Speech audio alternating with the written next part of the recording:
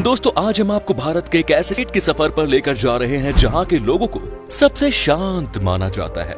यहाँ की राजधानी को द टेम्पल सिटी के नाम से भी जाना जाता है। एक ऐसा स्टेट जहां है दुनिया का सबसे पुराना पत्थर और जहां आपको देखने को मिलेगा आर्किटेक्चरल मार्वेल। एक ऐसा राज्य जो पक्षियों और जानवरों के लिए है हेवन।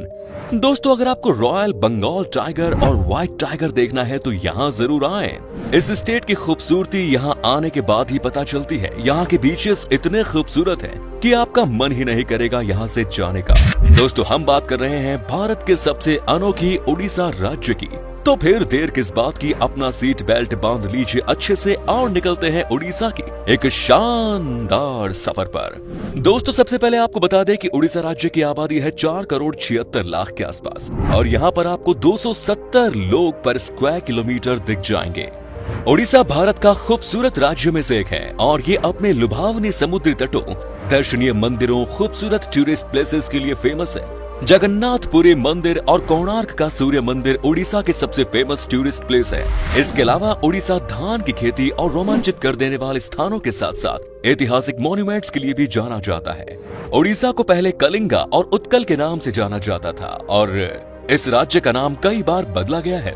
उड़ीसा पर मुगल सल्तनत और अंग्रेजों ने भी कब्जा किया है। सिर्फ यही नहीं, हिटलर ने सेकेंड वर्ल्ड वॉर के दौरान उड़ीसा पर कब्जा करने की प्लान बनाई थी क्योंकि हिटलर का मानना था कि उड़ीसा में बहुत नेचुरल सब्सटेंस है जिसकी वजह से कोई भी जंग जीत सकते हैं। लेकिन हिटलर का ये सपना सिर्फ एक सपना बनकर ही रह गया। इसके अलावा उड़ीसा मौर्य साम्राज्य के शासक अशोक से संबंधित है। महाराज अशोक सबसे महान मौर्य शासक थे जिन्होंने लगभग पूरे भारत और आसपास के देशों पर फतह हासिल कर ली थी। उड़ीसा कलिंग शासन के दौरान बहुत फेमस हुआ था। 261 ईसा पूर्व कलिंग युद्ध के दौरान खून खराबे को देखने के बाद अशोक का मन का भाव इसी स्थान पर हुआ था और उन्होंने बौद्ध धर्म को अपना लिया था।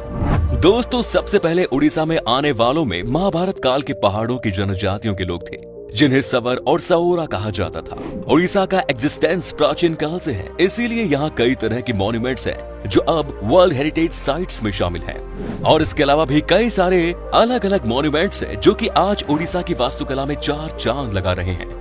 उड़ीसा एक कल्चरली रिच स्टेट है। उड़ीसा की कल्चर के बारे में बहुत कम लोगों को ये बात पता होगी कि यहाँ 62 समुदाय के लोग निवास करते हैं और सभी समुदाय के लोगों को अपनी एक अलग ही कल्चर है। राज्य की कल्चर हिंदू, बौद्ध और जैन धर्म का एक मिश्रण है। यहाँ के आदिवासी लोगों की जो कल्चर है उसको राज्य का अहम हिस्सा माना जाता है। उड़ीसा राज्य के ओडिसी डांस की जितनी तारीफ की जाए उतनी कम है। ओडिसी डांस को दुनिया भर में सराहा जाता है और इस फोक डांस को देखने और सीखने के लिए दूर दूर से लोग आते हैं। ओडिसी डांस की मुद्राएं बहुत आकर्षित और दिलचस्प होती है, मन करता है कि बस देखते ही जाएं। उड़ीसा के इस डांस फॉर्म को सबसे पुराना माना जाता है। दोस्तों उड़ीसा की आर्ट, कल्चर, फेस्टिवल और म्यूजिक इस राज्य को अपनी अलग ही पहचान दिलाते हैं। उड़ीसा राज्य में कई त्योहार मनाए जाते हैं जिनका अपना एक अलग इम्पोर्टेंस है और ये त्योहार राज्य के आर्ट, कल्चर और ट्रेडिशन को उजागर करने में अपनी भूमिका निभाते हैं। उड़ीसा के कुछ प्रमुख त्योहारों में शामिल है कलिंग फेस्टिवल, चंदन यात्रा जो कि एक 21 दिनों का आकर्षित त्योहार है, दुर्गा पूजा जो कि सितंबर से अक्टूबर महीने में मनाए जाने वाले त्योहार है, कोणार्क डांस फेस्टिवल और जून जुलाई के महीने भगवान जगन्नाथ की यात्रा देखने लायक होती है। इसके अलावा उड़ीसा में आप सैंड आर्ट, फैशन और रॉक शो, एक्सीलेंट फूड और एडवेंचर स्पोर्ट्स एक्टिविटीज का आनंद भी ले सकते हैं। उड़ीसा में बोली जाने वाली मुख्य भाषा उड़िया है। यहाँ पर 4.5 करोड़ लोग उड़िया भाषा बोलते हैं, लेकिन इसके अलावा यहाँ कुछ अलग भाषाओं का भी इस्तेमाल किया जाता है। इसमें से संभलपुरी भाषा प्रमुख है। सोने चांदी पर की जाने वाले तार की खूबसूरत कारीगरी के लिए उड़ीसा को एक अलग ही पहचान मिलती है और ये फ्लिग्री के नाम से जाने जाते हैं। इस आर्ट को गौर से देखने पर पता चलता है कि सोने और चांदी पर कितनी बारीकी से काम किया गया। आपकी जानकारी के लिए बता दें कि रिपब्लिक डे की झांकी में उड़ीसा के इस खूबसूरत कारीगरों को शामिल किया जाता है। इसके अलावा उड़ीसा की संभल और इक्कत साड़ियां भारत में बहुत पॉपुलर हैं। यहाँ साड़ियां हाथों की कारीगरी यानी कि हैंडलूम से बनाई जाती है। दोस्तों भारत में हनुमान जी की सबसे बड़ी मूर्ति उड़ीसा की पापोंश में स्थित है और ये स्थान हनुमान वाटिका के नाम से फेमस है। उड़ीसा के सबसे धार्मिक जगह पुरी के जगन्नाथ मंदिर और भगवान जगन्नाथ की रथ यात्रा वर्ल्ड फेमस है और कोणार्क के सूर्य मंदिर को देखने के लिए हर साल लाखों टूरिस्ट आते हैं। ब्रह्मपुर के पास जोगदा में स्थित राजा अशोक का फेमस शिलालेख और कटक का बारबाटी किला भारत के आर्कियोलॉजिकल हिस्ट्री में बहुत इंपॉर्टेंट है। राज्य के 64% से भी ज्यादा लोग एग्रीकल्चर पर डिपेंडेंट हैं। कुल 87 लाख 89,000 हेक्टेयर भूमि पर सिंचाई की फैसिलिटीज अवेलेबल है।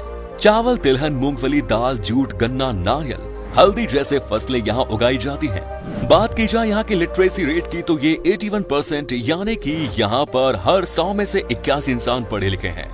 दोस्तों, क्या आपने सिमिलीपाल वाइल्ड लाइफ सेंचुरी के बारे में सुना है? अगर नहीं तो आपको बता दें कि उड़ीसा के इस वाइल्ड लाइफ सेंचुरी पर आपको 100 से ज्यादा रॉयल बंगाल टाइगर देखने को मिलेंगे। दोस्तों, उड़ीसा के लोगों के बीच में भी मछली खाने का बड़ा शौक है। कोलकाता की तरह यहाँ पर 100 से ज्यादा स्पीशीज की मछलियाँ मिलती हैं और उनसे तरह तरह की लाजवाब रेसिपीज बनाई जाती हैं।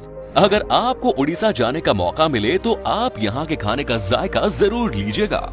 सिर्फ मछलियाँ ही नहीं दोस्तों, उड़ीसा में भी आपको तरह तरह की मिठाई खाने को मिलेंगी। यहाँ मिठाई खाना सबको पसंद है। दिन हो या रात, खाने के बाद कुछ मीठा तो यहाँ चलता ही है। उड़ीसा की मिठाई भी बहुत ही अलग तरह की होती है। यहाँ पर आपको खाने के लिए रसगुल्ले से लेकर रस मलाई तक सब मिल जाएंगे।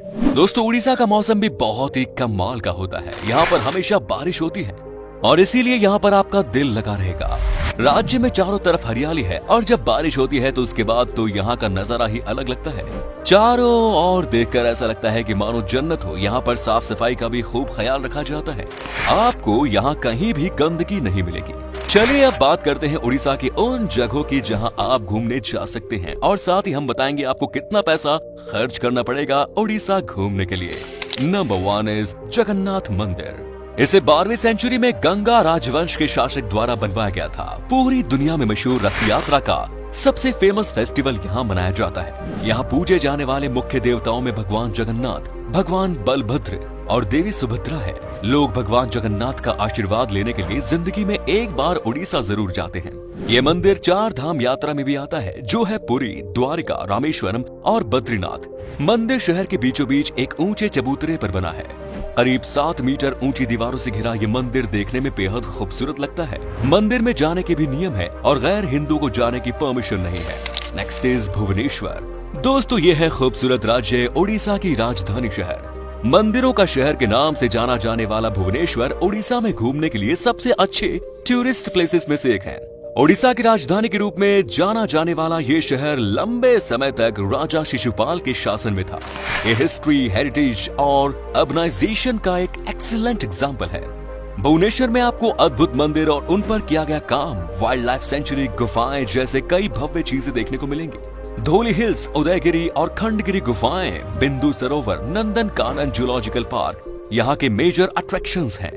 आप यहाँ पर आराम से घूम सकते हैं और सबसे अच्छी बात है कि इस शहर में आपको एक से बढ़कर एक लोकल डिशेस खाने को मिलेंगी। भुवनेश्वर शहर काफी सस्ता भी है। Next is Puri. उड़ीसा में स्थित पुरी ईस्ट इंडिया के एक खूबसूरत शहर है जो राजधानी भुवनेश्वर से सिर्फ 60 किलोमीटर दूर है। पुरी में कई खूबसूरत मंदिर मौजूद हैं, जिनमें से सबसे पॉपुलर है भगवान जगन्नाथ जी के मंदिर। अगर आप किसी मरीन जगह पर छुट्टियां मनाने का प्लान बना रहे हैं तो आपको एक बार पुरी जरूर जाना चाहिए। ये जगह 4 धाम यात्रा में भी महत्व रखती है। पुरी बीच फेस्टिवल, पुरी जगन्नाथ मंदिर, चिल्का झील और बर्ड सेंचुरी और गुंडीचा घर मंदिर यहाँ के मेजर अट्रैक्शंस हैं। नेक्स्ट इज कोणार्क मंदिर। दोस्तों, कोणार्क एंशियंट आर्ट और स्कल्पचर पटभूमि है और उड़ीसा का सबसे अच्छा डेस्टिनेशन है। भारत के 7 अजूबों में से एक कोणार्क का सूर्य मंदिर की नक्काशी को देखने के लिए यहाँ साल भर टूरिस्ट की भीड़ जमा रहती है। ये मंदिर यूनेस्को वर्ल्ड हेरिटेज साइट्स की लिस्ट में भी शामिल है। कोणार्क सूर्य मंदिर के मुख्य देवता भगवान सूर्य नारायण है। अद्भुत मंदिरों के अलावा शहर में समुद्र तट देखने के साथ साथ यहाँ एक एंटरटेनिंग आर्कियोलॉजिकल म्यूजियम भी है। Next is Jaipur. Nature lovers के लिए जयपुर उड़ीसा के सबसे देखे जाने वाले टूरिस्ट प्लेसेस में से एक है। जयपुर शहर 16वीं सेंचुरी में सूर्यवंशी राजवंश द्वारा स्थापित किया गया था। पूर्वी घाट पर्वतमाला के बीच स्थित जयपुर उड़ीसा में घूमने के लिए सबसे पॉपुलर जगहों में से एक है, जो घने जंगलों, धुंध में छिपी घाटियों से मिली हुई है और यहाँ की खूबसूरत झरने देश भर से टूरिस्ट को आकर्षित करती है। Next is Paradip. देश के सबसे इंपॉर्टेंट और सबसे पुराने बंदरगाहों में से एक ऐतिहासिक पारादीप जगत सिंहपुर जिले में स्थित है। पारादीप कोस्टल लैंडस्केप, खूबसूरत मरीन बीच, घने जंगल, झरनों और किलों के साथ साथ भरा पड़ा है। समुद्र तट के किनारे बसे देश के सबसे अच्छे डेस्टिनेशंस में से एक पारादीप को देखने के लिए दुनिया भर से लोग आते हैं। पारादीप से महानदी और बंगाल की खाड़ी के मुहाने के खूबसूरत संगम पर विशाल जहाजों और अन्य समुद्री गतिविधियों को देखा जा सकता है। पारादीप बंदरगाह है, गहीर माथा सेंचुरी और समुद्र तट लाइट हाउस और झनकड़ी यहाँ के प्रमुख आकर्षण है। Next is Cuttack. Mahanadi delta की नोक पर स्थित कटक पहले की राजधानी है और उड़ीसा का दूसरा सबसे बड़ा शहर, और उड़ीसा में घूमने के लिए सबसे खूबसूरत जगहों में से एक है। कटक का इतिहास 1000 साल से भी पुराना है। अब कटक को देश के सबसे वेल प्लान्ड मिलेनियम शहरों में गिना जाता है।